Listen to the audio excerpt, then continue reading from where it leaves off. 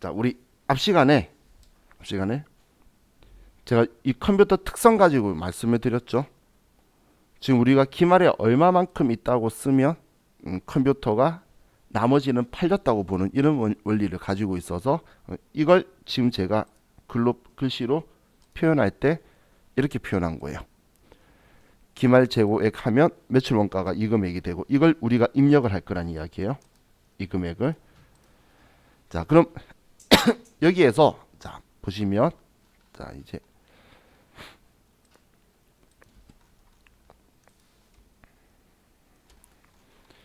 여기에서 10만 원이 자, 이번에 첫 번째 보기 전에 예를 들어서 10만 원의 감모 손실이 발생을 했는데 자, 첫 번째는 정상 감모 손실인 경우를 볼게요. 정상 감모 손실. 그럼 이걸 T 계정으로 보면 자, 지금 우리 그냥 컴퓨터랑 같이 여러분 매칭해서 보실 수 있게 제가 상품이라고 쓸게요. 그러면 기초 상품 재고액이 되고 그리고 단기 상품 매입액이 될 거고 기말 상품 재고액이 될 거고 상품 매출 원가가 될 거예요. 그럼 얘가 100만 원이고 얘가 200만 원이고 기말 상품이 앞에 얼마였죠? 140만 원이고 그리고 실제로 우리가 이제 판 거는 150만 원치를 판 거예요. 그리고 감모 손실이 100만 원이 발생을 한 상황인 건데 자, 이런 상황에서 그럼 우리는 먼저 매출 원가로 분개가 되어야 되는 거는 죄송해요. 지금 매출 원가로 분개돼야 되는 거는 차변의 상품 매출 원가 150만 원인 거고 대변의 상품이 150만 원인 거죠. 원래 상품 매출 원가 팔린 건 이거고 100만 원치는 없어진 거라는 거예요. 그럼 매출 원가 분개는 이건데 여기에 정상 감모 손실의 분개가 대변의 재고 자산 상품 100만 원이었었는데 제가 죄송해요. 10만 원이죠. 자, 그러면 자, 상품이 10만 원이 없어지고 차변의 매출 원가도 상품 매출 원가 10만 원이다. 이렇게 분개가 우리 전표에 들어가 있어야 된다는 거예요. 자, 이 분개 이해가시죠? 이 분개 이해가시죠? 150만 원치 판 거니까 매출 원가라고 쓴 거고 아래 분개 이해가시나요? 정상 감모 손실이니까 매출 원가의 정상 감모 손실은 매출 원가로 처리할 거라 해서 이렇게 분개할 거라는 걸 제가 얘를 상품으로 이름 바꾼 거고 매출 원가가 상품이면 상품 매출 원가, 제품이면 제품 매출 원가인 거예요. 그래서 정상 감모 손실이면 이렇게 여기 처리해야 되니까 정상 감모 손실 10만 원을 이렇게 여기 처리한 거예요. 자, 그럼 이 분개 이해가시죠? 자, 그럼 굳이 이렇게 할 필요 있나요? 두 번? 한 번에 160만 원이라고 써버리면 되겠죠? 똑같잖아, 분개가. 그죠? 그런데 내가 여기에 그냥 140만 원이다라고만 쓰고 컴퓨터에다가 분개를 시키면 컴퓨터가 알아서 160만 원으로 합쳐서 한 번에 분개가 된다는 이야기예요. 160만 원으로. 지금 아래 결차기가 적혀 있는데 이건 결산 차변 결산 대변인데 아래 분개 보시면 아래쪽 분개를 보세요. 그럼 상품 매출 원가 대변의 상품으로 분개가 지금 두 개 합친 거랑 같은 분개가 들어와 있죠. 지금 이 두 분개가 합친 걸로 들어와 있잖아. 그죠? 지금 이거 둘이 합친 값이 160만 원이 컴퓨터에 자동으로 들어오죠. 지금 제가 이야기하려고 하는 건 그렇기 때문에 이 정상 감모 손실은 얘는 전산에서는 회계 처리할 필요가 없다는 이야기예요. 전산에서는 별도로 회계 처리 안 해도 매출 원가로 처리할 거기 때문에 컴퓨터한테 그냥 실제 재고액만 쓰면 컴퓨터가 자동으로 그냥 매출 원가로 분계를 해버린다는 거예요. 우리는 지금 실제 일어난 거는 이 상황인 건데 150만 원치가 매출 원가고 없어진 게 10만 원인데 이 10만 원을 매출 원가로 처리할 거라면 그냥 140만 원이라고 쓰면 컴퓨터는 이걸 전부 다 160만 원으로 매출 원가로 분계를 해줄 거기 때문에 내가 따로 컴퓨터한테 이런 분계를 해줄 필요가 없다는 거예요. 안 해도 컴퓨터가 그냥 합쳐가지고 다 분계해버리니까. 그럼 정상감모 손실은 이렇게 필요가 없는데, 그럼 우리가 생각했을 때에 자, 이번 두 번째는 비정상 감모 손실이 발생을 하며 얘는 똑같이 이런 상황이 됐을 때 이 감모 손실이 비정상 감모 손실이라는 거예요. 그럼 비정상 감모 손실이든 정상 감모 손실이든 기말에 140만 원이 있는 건 똑같은 거죠. 그럼 나는 당연히 내가 장부에 기록할 땐 항상 실제 값을 쓰는 거라 그랬잖아.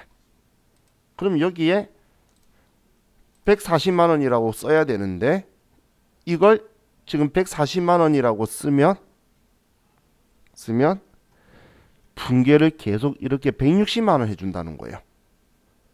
그러면 이렇게 160만 원으로 분계 안 되도록 내가 조치를 취해야 되겠죠. 매출 원가에 포함 안 되도록 조치를 해야 된다는 거예요. 그래서 잠시만요.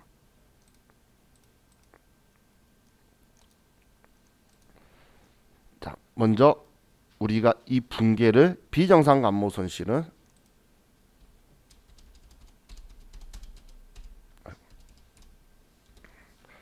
비정상 감모 손실은 우리가 분계로 차변에 재고자산 감모 손실 10만 원이 없어졌고 대변에 상품이 10만 원이 없어졌다. 이렇게 분계를 해줄 거예요. 근데 이렇게 분계를 했는데 중요한 거는 컴퓨터한테 지금 우리 어제 마지막에 제가 이야기했던 거 그리고 오늘도 중요하다고 이야기했던 거 어제 거 복습할 때 마지막에 지금 대변에 재고자산 썼죠. 매출이 아니고 재고자산 나갔다라고 쓰면 컴퓨터는 가만히 있으면 얘는 팔린 걸로 봐요. 지금 이 분계를 만약에 제가 컴퓨터에 입력을 하면 이 이야기예요.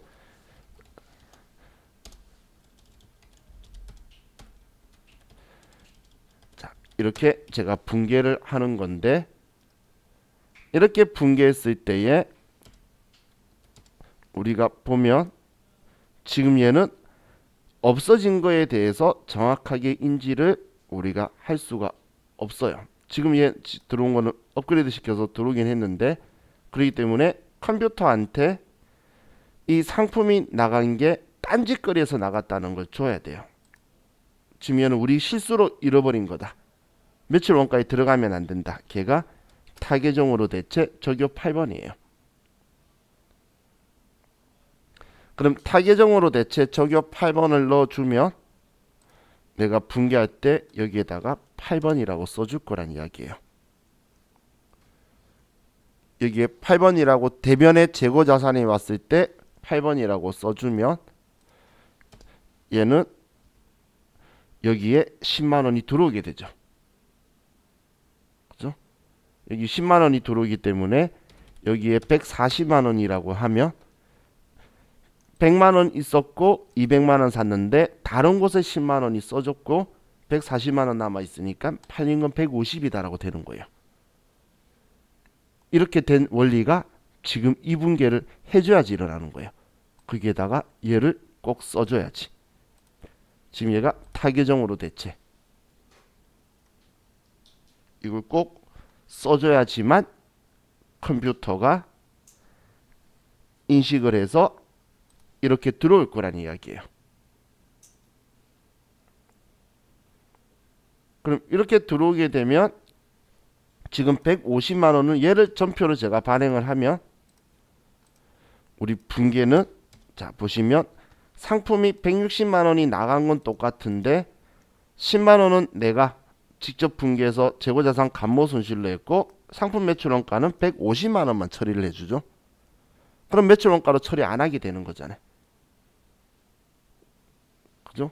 앞에 이 분계 안 했을 때는 이걸 안 했을 때는 160만 원으로 분계해 줬는데 10만 원만큼은 이걸로 내가 빼버리고 150만 원만 나가도록 하기 위해서 자, 이 원리 나중에 여러분 컴퓨터 해보시면 이해 가시는 거고 지금 제가 이야기하려는 건 비정상 감모 손실은 꼭 필히 회계 처리를 해야 된다는 거예요. 꼭.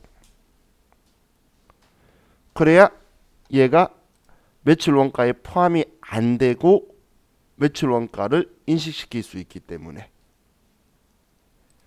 그리고 하나 더 우리는 정상 감모 손실이든 비정상 감모 손실이든 모두 다 기말 재고 자산은 실제 재고액을 사용하는 거예요. 실제 얼마 있다 140만 원치 있는 거는 똑같은 거니까 무조건 꼭 실제 재고액 쓰는 거지 비정상이다 정상이다 가지고 기말 재고 자산 수량에 영향을 주는 게 아니라 얘는 매출 원가에 포함시킬 거다 안 시킬 거다 지금 이거 이 두 분계의 차이를 만드는 거다라고 보시면 돼요. 자 그래서 자 우리 교재에 지금 틀린 부분이 있는데 자 교재를 보면 어느 부분이 틀렸냐면 얘는 이거 쓰면 안 돼요. 얘는 쓰는 거 아니에요. 이건 다른 계정으로 갔다는 건데 지금 다른 계정 갖다 쓰는 이유가 매출 원가에 포함시키지 말라는 건데 얘는 지금 매출 원가로 분계가 돼야 되는 거잖아요. 그렇기 때문에 얘를 쓸 필요가 없어요. 그리고 우리 여기 PG 프로그램 말하는 거예요. 얘는 정상 감모 손실에 대해서는 분계 안 한다고 적혀 있죠. 자, 정상 감모 손실 분계 안 해도 되는 이유가 컴퓨터가 같이 분계해 주니까 매출 원가로. 그래서 컴퓨터가 매출 원가로 분계를 해주기 때문에 나는 안 하는 건데 다른 말로 바꾸면 내가 하면 안 돼요. 그럼 두 번 분계하게 되거든. 컴퓨터도 해줄 건데 나도 해버리면 두 번 분계가 되잖아. 그렇기 때문에 컴퓨터를 우리가 이용해서 써야지 150만 원 분계를 하겠죠. 근데 지금은 상품이니까 눈에 잘 보여요. 나중에 제품으로 가면 눈에 안 보여요. 왜냐하면 원재료가 바로 제품이 되는 게 아니라 제품 가격에는 인건비도 넣고 감가상각비도 넣고 전부 다 집어넣을 거예요. 그러면 이야기가 틀려지겠죠. 그렇기 때문에 이 분계를 우리가 직접 매출원가 분계를 안 할 거예요. 매출원가는 컴퓨터가 산정해 주는 걸 이용할 거고 그럼 우리는 정상감모 손실이 매출원가로 분계되는 걸 알지만 컴퓨터가 분계하도록 그냥 처리할 거라서 우리가 직접 하지 않는 거예요. 그럼 비정상감모 손실에는 이제 우리가 직접 해야 되기 때문에 시험에서 중요한 요소다라고 보시면 돼요. 자, 이 글자 애매하게 적혀 있는데 제가 매출원가는 영업비용이고 재고장 감모 손실은 영업외 비용이라 그랬죠. 근데 영업비라고 적혀 있는데 뭐 짧게 보여주고 싶어서 쓴 것 같아요.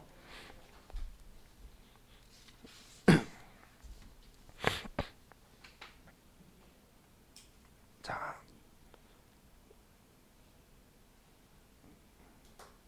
다음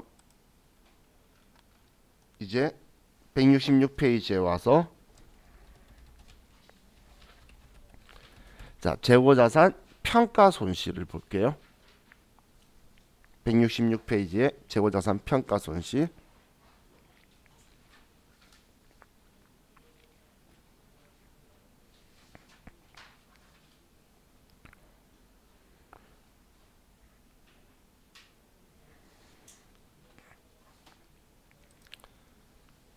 자, 재고자산 평가 손실이라는 건 일단 감모 손실을 인식을 먼저 하고 항상 그 뒤에 이제 내가 가지고 있는 남아있는 자산 가지고 지금 현재 가치가 얼마인가라는 걸 인식을 할 건데 재고자산 평가에서 먼저 재고자산의 평가에서 가장 중요한 키워드는 저가법이에요.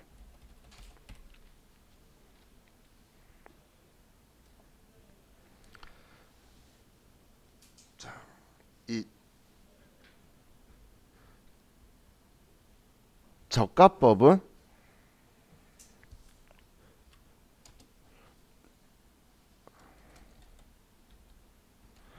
저가법은 우리 장부 가액하고 그리고 공정 가액 혹은 시가하고 이 두 개 중에 낮은 금액으로 보여주는 걸 저가법이라고 해요.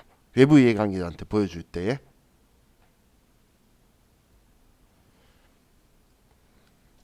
그럼 이 재고 자산의 공정 가액은 순실현 가능액과 현행 대체 원가를 사용을 하는데, 순실현 가능액이라는 건 뭐냐면 얘는 판매 가격 빼기 판매 비용을 한 거예요. 얘를 사용하는 거는 우리 제품, 상품, 제공품, 그 계정 과목들은 순실현 가능액을 가지고 공정가액으로 쓸 거고, 현행 대체 원가는 이 물건을 또 사온다면 재구매 시 소요되는 금액이에요. 이게 현행 대체 원가예요. 얘는 원재료의 경우에는 이 금액을 쓸 거예요. 지금 이 공정가 이야기한 거예요.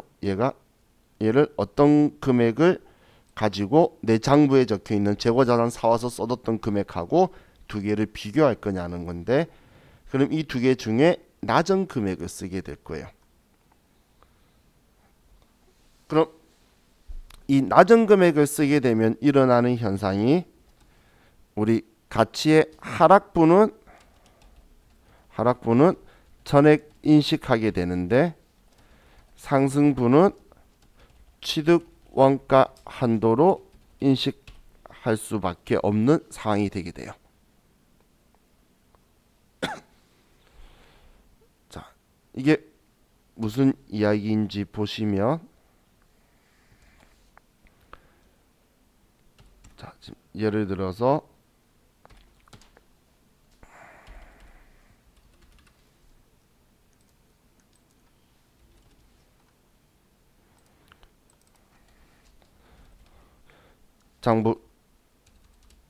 장부 가격이, 재고 자산은 사온 가격이, 취득 가격이 장부 가격이죠. 그리고 공정 가격을 볼게요. 자, 우리가 1,000원에 사왔어요. 1,000원에 사왔는데 공정 가격이 800원이에요. 그러면 우리는 800원을 공정 가격으로 인식할 거예요. 그럼 얘는 우리가 사온 거니까 뭐 무조건 장부에 우리가 사온 가격은 1,000원일 건데, 자, 이 자산을 가지고 있는데 그 다음 연도 봤더니 공정가액이 500원으로 떨어졌어요. 그러면 500원으로 인식할 거예요. 그럼 처음에 200원 내렸다고 했다가 얘가 300원 내렸다고 쓸 거예요. 자, 그냥 이렇게 같이 볼까요?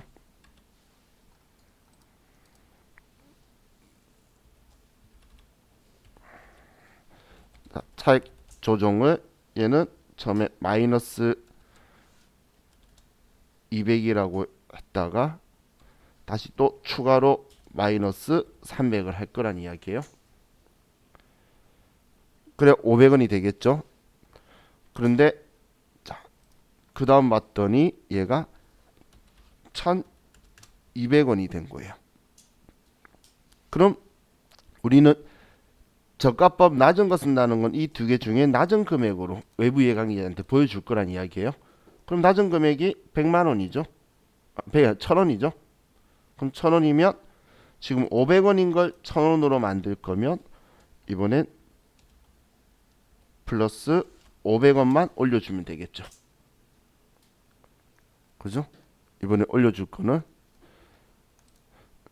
자, 다음 또 보면 이번엔 1,500원으로 올랐어요. 공정가격이. 그럼 이 두 개 중에 낮은 금액으로 보여줄 거니까 1,000원이 되겠네요. 그럼 똑같으니까 얘는 따로 우린 변화 줄 필요가 없죠. 얘는 똑같으니까. 근데 얘가 다시 900원으로 하락했어요. 900원으로 하락하면 작은 금액은 900원이죠. 그럼 장부에 있는 금액을 마이너스 100원이다라고 이렇게 인식을 할 거란 이야기예요.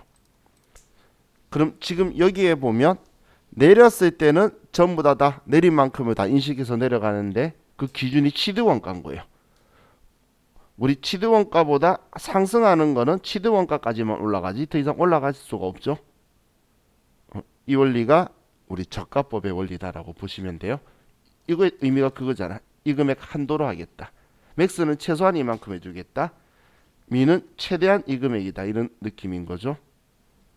그래서 지금 얘가 지금 봤을 때 취득원가 장부 금액이 1,000원인데 1,000원 이상으로는 올려서 외부 예관계자한테 보여주는 일이 없다는 거예요. 자, 왜 이런 방법을 쓰냐면 자, 우리가 회계를 하는 목적이 뭐라 그랬죠? 회계하는 목적이 외부 이해관계자한테 재무회계하는 목적이 유용한 정보를 주려고. 자, 예를 들어서 자, A라는 남자하고 자, 이건 예를 든 거예요.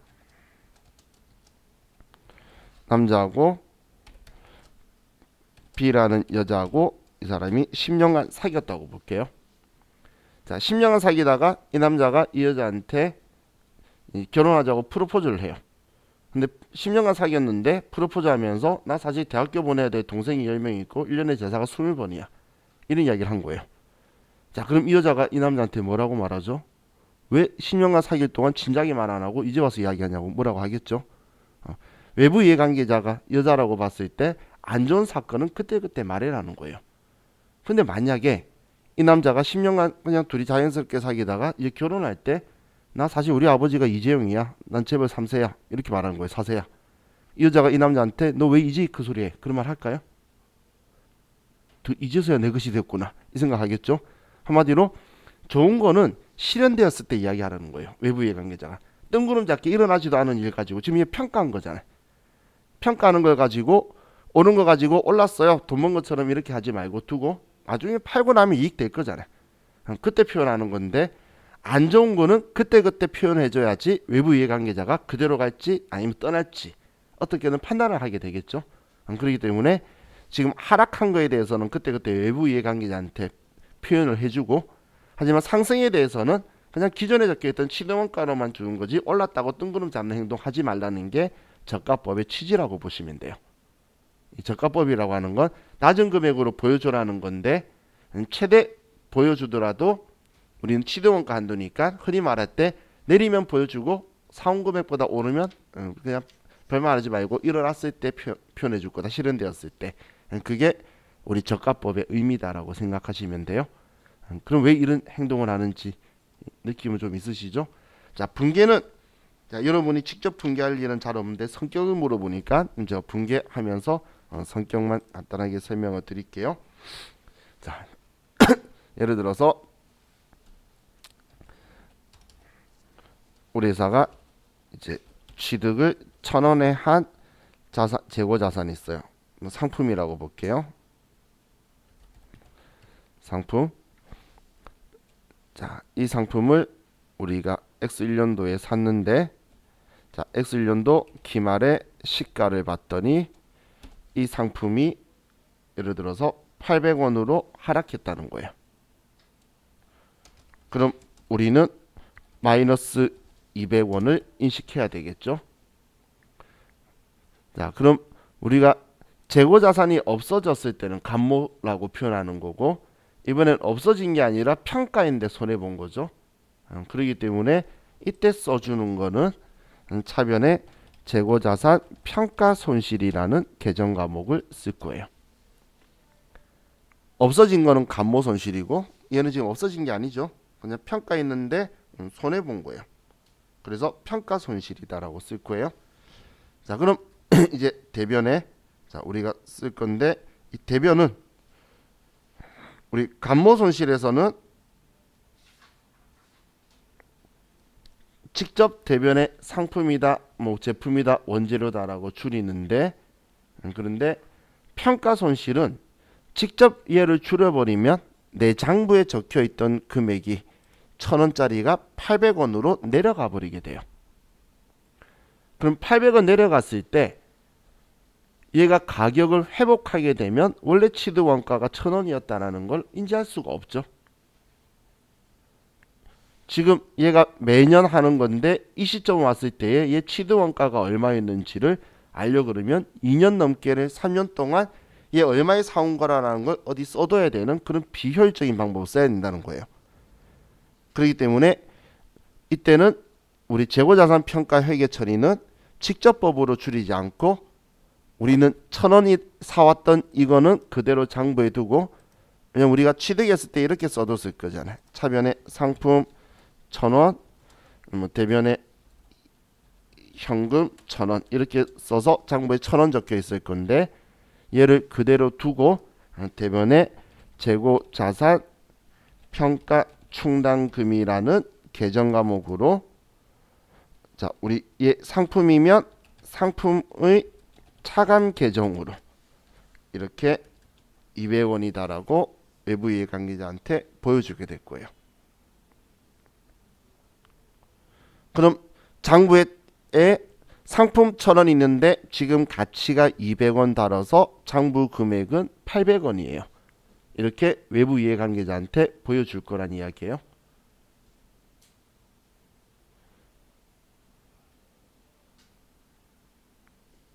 이렇게 하면 외부 이해관계자한테도 정보를 더 많이 줄 수 있고, 나도 1,000원에 사왔다라는 걸 따로 관리 안 해도 장부에서 항상 남아 있으니까 알 수 있잖아. 그죠?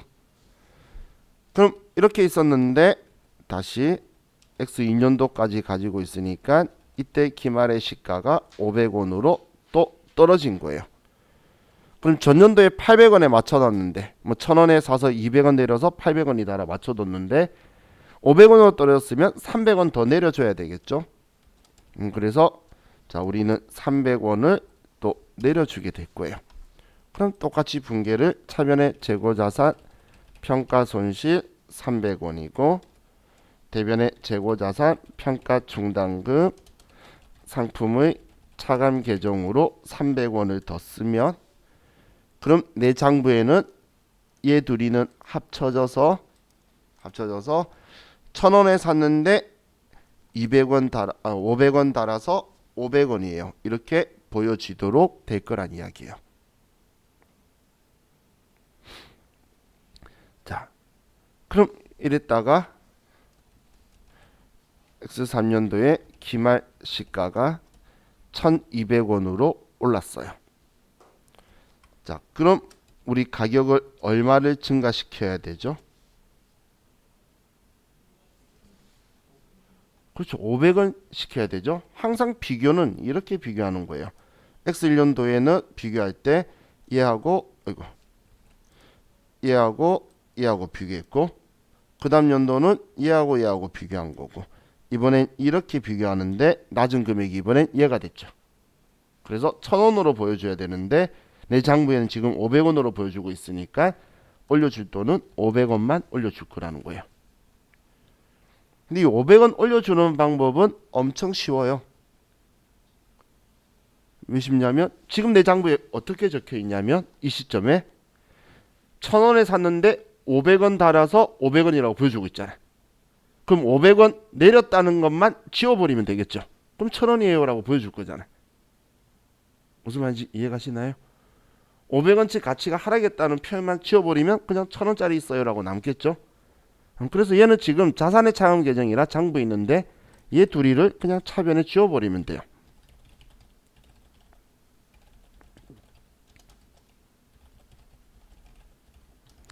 얘를 지금 지우기 위해서 차변해 온 거예요. 그럼 내 장부에 얘 흔적들은 사라지니까 상품 1,000원만 남아있게 되겠죠. 그리고 대변에 재고자산 평가 충당금 환입이라는 계정 과목으로 쓰게 될 거예요. 자, 이 분계 제가 크게 신경 쓰지 말라고 한 건 컴퓨터가 분계해 줄 거예요. 그런 말 듣거나 마음 좀 편하죠. 그래도 컴퓨터가 해줄 거니까. 그럼 금액만 여러분들이 정확하게 써주면 돼요. 그럼 지금 제가 이거 한 건 이론 때문에 한 거라고 처음에 이야기했죠. 자, 얘 성격들을 보시는 거예요. 자, 재고자산 평가를 했는데 가치가 하락했어요. 우리 회사의 과실인가요? 아니죠. 그렇기 때문에 우리 회사의 과실이라면 영업외 비용 처리할 건데 우리 과실이 아니니까 이거는 그러면 매출 원가에 가산하는 거예요. 그래서 얘는 매출 원가에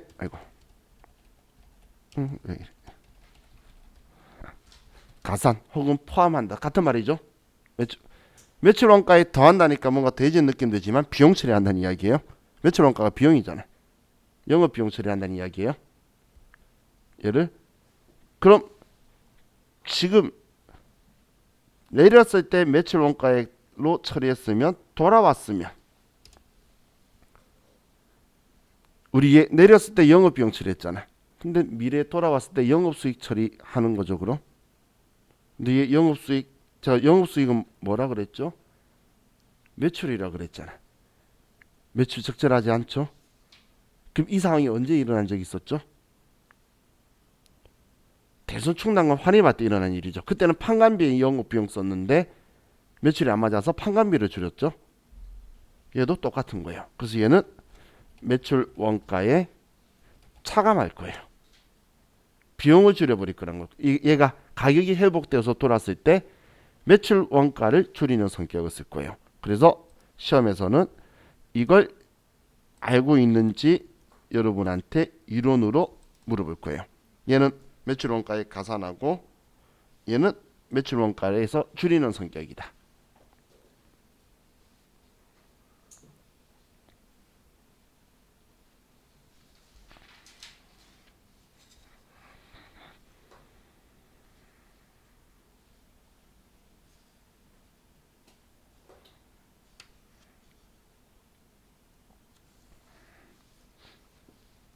자, 이걸 이제 우리 교재 보면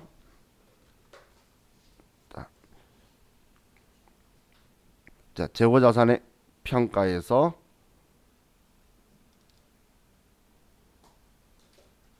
자, 저가법을 쓸 건데 자, 우리가 하락을 하게 되면 재고자산 평가 충당금으로 우리는 재고자산 평가 충당금은 재고자산의 차감 계정으로 쓸 거고 지금 방금 분개했던 거예요. 그리고 매출 원가 얘는 영업비용이라 그랬죠. 재고자산 평가 손실은 우리는 매출 원가에 가산하는 성격으로 된다는 이야기예요. 자, 그런데 회복을 하게 되면 우리는 최초의 장부 가격이 취득원가죠. 사원 가격. 그 장부에 썼던 거잖아. 이 가격을 초과하지 않는 범위 내에서 평가 손실을 환입하는데 그럼 그때 재고자산 평가 충당금을 지우는 거였고 재고자산 평가 충당금 환입은 매출 원가에서 차감하는 성격이다라고 적혀 있죠. 자, 그렇기 때문에 지금 여기에 제가 방금 분개했던 거랑 같은 거예요. 커서가 안 들어가는데 평가 손실은 매출 원가에 가산하는 성격이고 평가 충당금 환입은 매출 원가에서 차감하는 성격이다. 이렇게 여러분들이 기억하시면 우리 재고자산의 평가 내용도 정확하게 인지를 하실 수 있을 것 같아요. 자, 우리 진짜 힘든 유동자산 할 때가 제일 재미없어요. 힘든 유동자산 부분을 우리 자와 같이 재고자산까지 일단 기본적인 요소들을 거의 다 봤어요. 이거 복습하실 때에 이 분개 가지고 너무 두지 마시고 이렇게 성격을 가진 애들을 가지고 분개하더라까지는 정도만 보세요. 나중에 책 받고 나서 이 분개도 또 다 할 거예요. 제가 그때 이 분개는 이제 내가 할 수 있으면 좋겠다 정도까지 생각하면 되는 거예요. 할 수 있어야 된다 표현하는 건 제가 이야기하죠. 이런 것처럼 뭐였지? 우리 감모손실 할 때 이런 거 여러분들 할 수 있어야 된다고 말한 거. 비정상 감모손실, 정상 감모손실 안 하니까 원리만 이해하시면 된다는 거잖아. 매출 원가에 가산한다만 알면 되는 거고. 그래서 제가 분개하면서 알아야 된다고 하는 건 당연히 미래에는 여러분들이 시험 때 만날 거니까 알아야 된다고 말하는 건데, 시험에서 실기로 만나지 않는 거 있죠. 붕괴한 건데, 제가 이렇게 차변대변 쓰면 다 실기예요. 실기 소용을 만날 건데, 이걸 제가 중요하지 않는 것처럼 말하는 거는 이론에서 나오는 것들이에요. 이론에서는 이 계정 과목들의 성격, 재고자산 감모 손실이 영업의 비용이다, 정상 감모 손실은 매출 원가에 가산한다, 이런 건 이제 이론에서 물어볼 거예요. 그래서 얘네들을 쭉 읽어보면서 좀 개념을 잡으셔야지, 이제 제가 중요하지 않는 붕괴라는 거는 이해를 위해서 제가 해드린 거지, 이걸 너무 집중적으로 하실 필요는 없어요. 왜냐면 여러분들이 제 생각에는 수기로 장부 정리하는 회사에 갈 확률은 1%도 안 돼요. 다 전산을 할 거란 이야기예요. 그리고 지금 제가 이야기하는 프로그램은 지금 두 개만 가지고 이야기하는데, 대한민국에 쓰고 있는 모든 프로그램이 지금 제가 회계 처리할 필요 없다고 하는 건 컴퓨터가 다 해줄 거예요. 심지어는 좋은 프로그램일수록 제가 해야 된다고 하는 것도 좋은 프로그램일수록 컴퓨터가 더 해줘요. 더 정확하게. 그렇기 때문에 여러분들이 제가 붕괴 꼭 해야 된다고 생각하지 않는 것은 내용을 이해하시는 위주로 복습을 하시면 좋을 것 같아요. 자, 이제 우리 비동자산 넘어갈 거니까, 자, 교재만 174페이지로 펴놓고, 뭐 조금마다 우리 수업 자르면 애매하니까 쉬었다가, 자, 같이 이제 비동자산 투자자산 볼게요. 쉬었다 합시다.